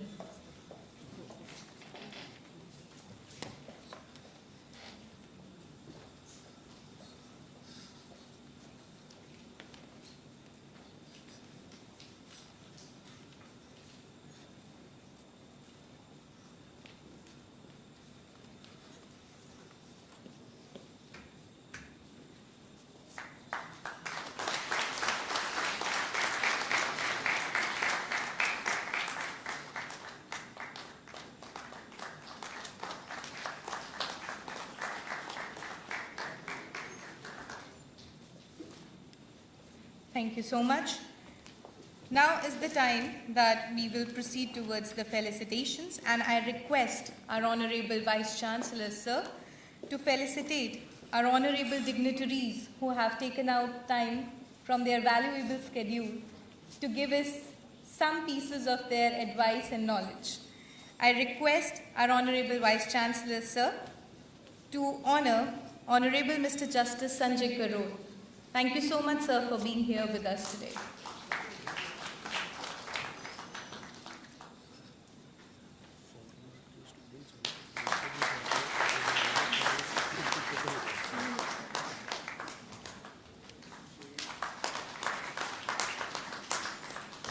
I would also request our Honorable Vice Chancellor, sir, to felicitate Honorable Mr. Justice Rajesh Bindal. Thank you so much, sir, for being here with us today.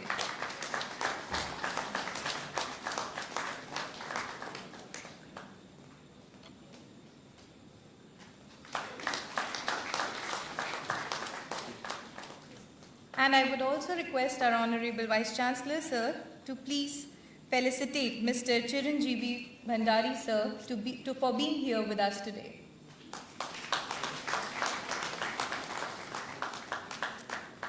Thank you so much, sir.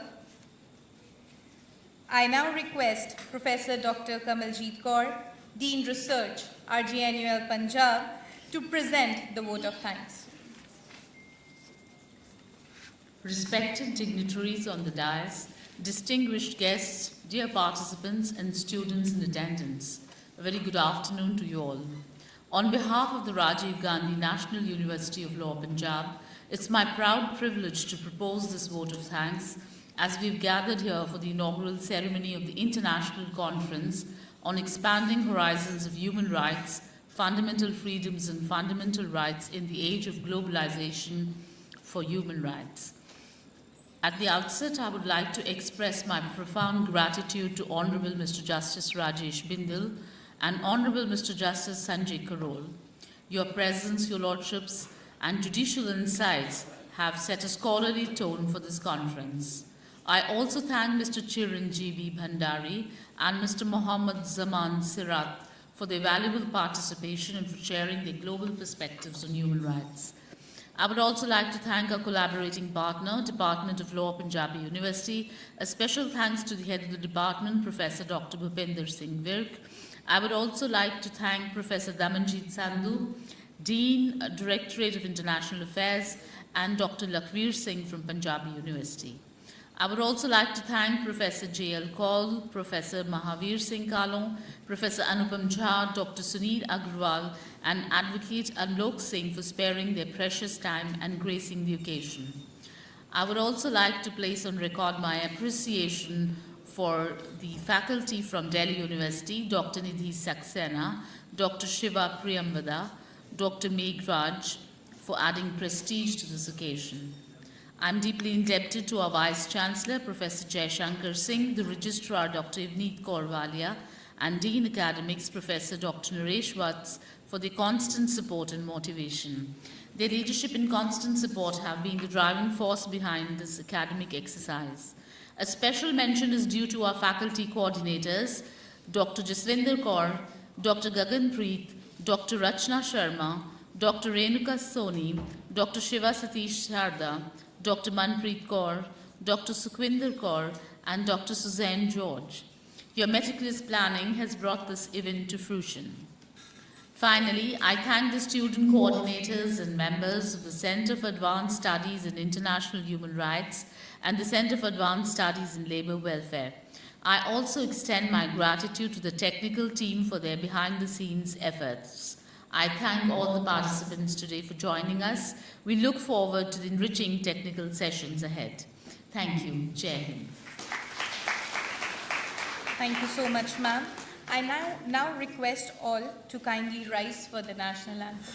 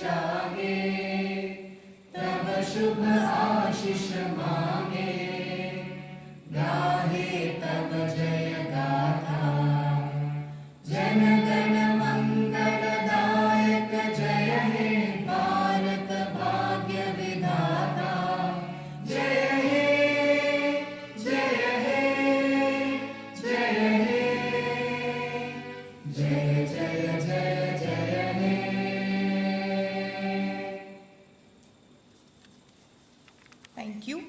I request the international delegates and respected faculty members to kindly join the honorable dignitaries on the stage for a group photograph. After the photograph, we all shall proceed towards the reception area for a group photograph with all the participants and our honorable dignitaries. Thank you.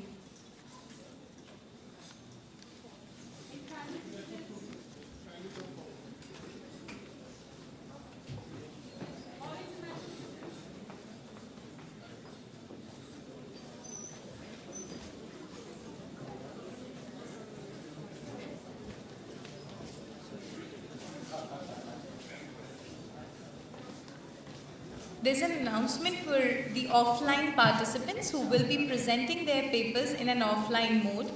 Please come after the photograph in the reception area back to the seminar hall. We need certain details of yours. Thank you so much. The participants who are presenting offline, please come back to the seminar hall after the photograph. Thank you.